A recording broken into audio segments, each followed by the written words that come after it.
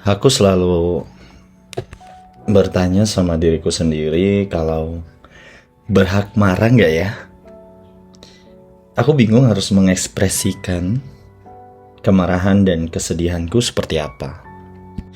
Hari ini pertama kita tanpa kabar dan tanpa komunikasi. Kemarin adalah kali pertama aku mengungkapkan bahwa aku marah pada sikapmu.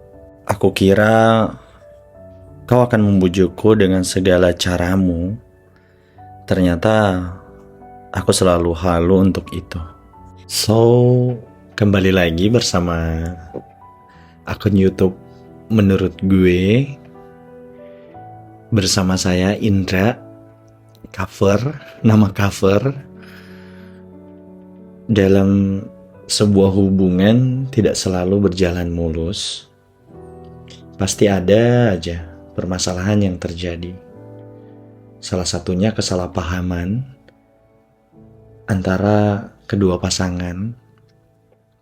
Selain mencari jalan keluar dengan berpikir dingin, kalian sebenarnya juga bisa mengungkapkan kata-kata marah sama pacar atau sama pasanganmu itu untuk sebuah diskusi bersama. Kadang ada beberapa yang memilih untuk diam dalam sebuah masalah. Padahal diam bukan solusinya. Kesalahan pasangan atau situasi yang gak diinginin memang membuat kita merasa gak nyaman ya. Sehingga ingin meluapkan emosi atau amarah. Marah dengan pasangan itu wajar kok. Asalkan sesuai dengan tempat dan waktu yang tepat. Dulu waktu kecil atau masih remaja, saya orangnya gampang marah banget. Dipecandain sedikit, kesel. Dikatain sedikit, kesel. Bahkan walau gak ada masalah apapun, juga entah kenapa bisa kesel. Aku yakin dalam hidupmu pasti sedikit atau banyak kita pernah punya satu kesamaan, yaitu pernah gak bisa mengontrol emosi, sehingga akhirnya kita marah.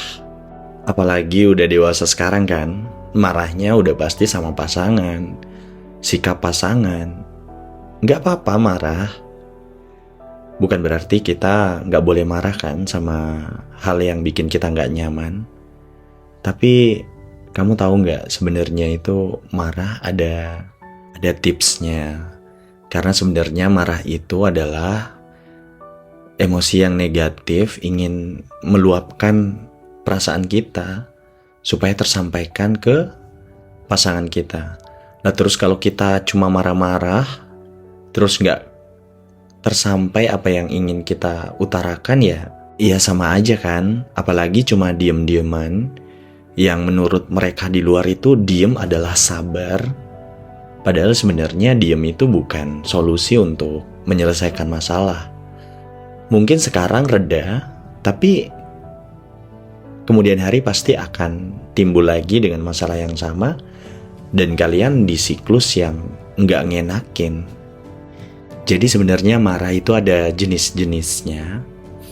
Yang pertama itu passive aggression. Kalau dalam bahasa Indonesianya itu pasif agresif. Mungkin pasif agresif ini adalah kata yang cukup umum dan sering digunakan untuk banyak orang untuk menandakan orang yang marah tapi ngakunya nggak marah.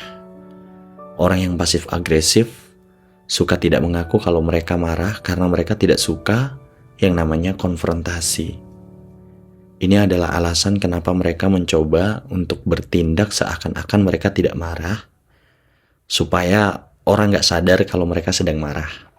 Ya, kita bisa bilang kalau merajuk, atau apa sih bahasa Indonesianya merajuk itu?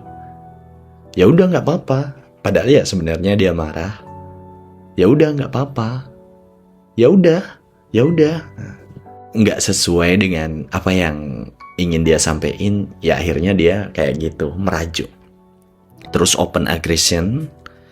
Ini adalah jenis marah yang mungkin dekat dengan definisi yang kita gunakan untuk marah sehari-hari ya, yang kita lihat.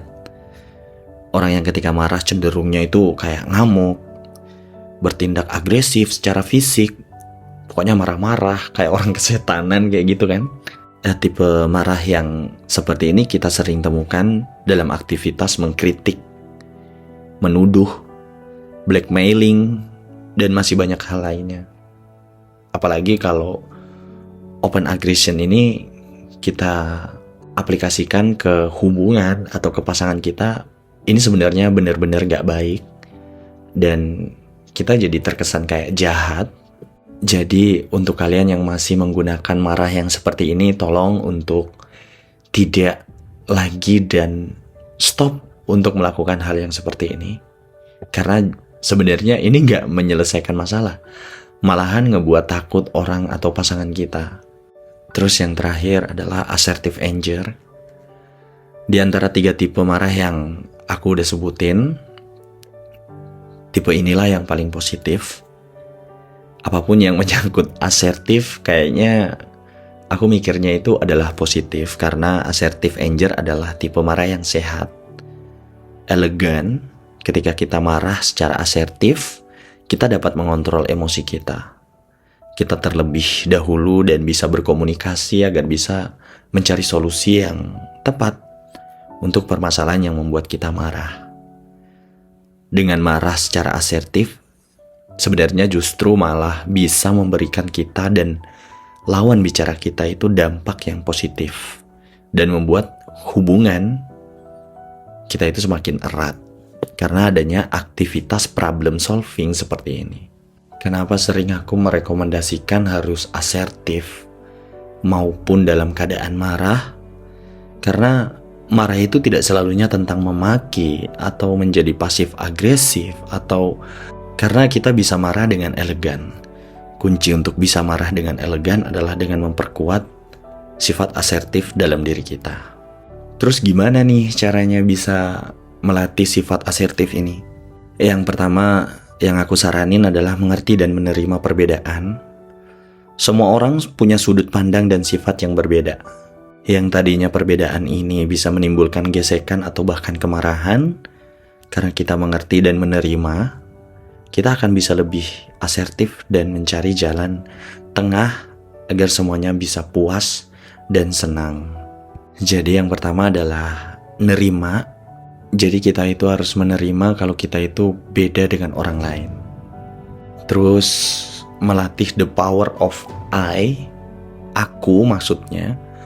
Ketika ingin mencoba untuk menemukan titik temu di antara 2 atau lebih sudut pandang atau pendapat ya, kalau dalam hubungan, cara kita berkomunikasi menjadi aspek yang penting. Dengan mengawali kalimat kita dengan I atau aku, kalau dalam bahasa Indonesia ya, bukan kamu, seperti aku pikir, aku kira, aku rasa, dan lain-lain. Ini akan membantu kamu meminimalisir peluang untuk lawan bicara kita merasa dituduh. Kan kayak gitu ya biasanya kalau dalam hubungan, kamu tuh kayak gini, kamu tuh harusnya kayak gitu, kamu kok gini sih? Kita rubah jadi kayak, aku kira kamu seperti ini, ternyata kayak gitu ya. Aku rasa perbuatan kamu ini gak baik untuk hubungan, kalau bisa ya jangan diulang dong. Aku sebenarnya marah sama kamu. Kalau bisa sih seperti itu ya, itu template maksudnya. Nggak semuanya itu harus, kamu kok gini sih, kamu kok gitu sih, kayak gitu ya. Gimana, udah paham belum sih? Yang paling penting ya dari semua itu, kita harus bisa mengontrol emosi kita. Apapun yang membuat kita itu nggak nyaman dan tiba-tiba menimbulkan emosi yang negatif, kita nggak selalunya harus maki dan berbuat di luar dari apa yang kita bisa kontrol sendiri. Kalau kita marah-marah nggak jelas juga efeknya juga malah lebih panjang. Misalnya kayak kita marah dengan kelakuannya yang seperti ini, karena kita nggak kontrol emosi, tiba-tiba kita maki dia merasa tersinggung dan kayak merasa dituduh, dia malah marah balik dengan apa yang kita bilang sama dia. Itu kan nggak nyelesain masalah ya. Kalau bisa sih asertif dan coba tidak menuduh sama pasangan kamu, walaupun sebenarnya dia memang salah. sikapnya salah. Kemarahan adalah pilihan ya kalau untuk aku. Bukan berarti kita nggak boleh marah. Marah boleh, tapi kalau mau marah harus dengan tujuan ingin memecahkan masalah. Bukan menjadikan marah sebagai validasi untuk berbuat jahat. Atau malah menimbulkan masalah baru. Jadi dirubah ya ungkapannya. Kayak misalnya, aku ini sabar. Tapi lebih baik kamu jangan menguji kesabaranku. Kamu kemarin gak hubungin aku, jujur aku marah sama kamu. Kalau kamu terus-terusan begini, hubungan kita gak baik loh. Jujur sebenarnya kamu gak menghargai apa yang aku udah bilang. Kalau caranya kamu begini, terus gimana? Kalau kamu gak ngedengerin aku, terus gimana? Itu kan lebih enak ya kayaknya.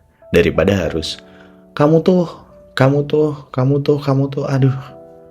Udah ya, ditinggalin yang seperti itu ya. Kita harus bisa merubah emosi-emosi negatif itu, mengungkapkan emosi-emosi negatif, menjadi asertif, menjadi lebih dari tujuan kita marah itu. Nggak boleh kita harus memaki, nggak jelas. Akhirnya nggak nyelesain masalah kan. Aku berharap kalau ini menjadi kebohongan yang terakhir kamu untuk aku ya. Aku mungkin bisa memaafkan, tapi aku tidak akan lupa apalagi menghapus kecewa. Kayak gitu kan lebih keren ya. Kalau lagi marah, atur nafas, tarik nafas. Ketika cemas atau panik atau apapun itu yang sifatnya negatif, yang berubah dalam pikiran kita adalah pernafasan kita. Ketika marah, pernafasan kita itu akan lebih cepat. Dan ketika tenang, pernapasan kita akan lebih lambat. Apabila kita bisa mengontrol pernafasan kita akan bisa mengontrol emosi kita. Jadi ketika kita marah, agar bisa asertif dan memberikan solusi yang tepat terhadap masalah yang kita hadapi. Apabila rasanya terlalu cepat, secara sadar dan perlahan kontrol nafas kita, agar kita bisa kembali seperti normal. Setelah nafas kita kembali normal, pasti emosi kita juga cenderung kembali normal. Jadi, itu aja dulu. Yang terakhir adalah, kalau mau marah, marahlah dengan bahasa manusia. Jelaskan letak salahnya di mana, bagian mana yang kamu gak suka. Silent treatment adalah bentuk marah paling tega, karena ngediemin ya. Sejahat-jahatnya manusia, itu adalah sikap terkejam untuk menyakiti orang lain, karena ngediamin orang itu benar-benar ngerusak pikiran. So, terima kasih udah ngedengerin dan selalu bersama aku. Mudah-mudahan video ini membantu ya. See you.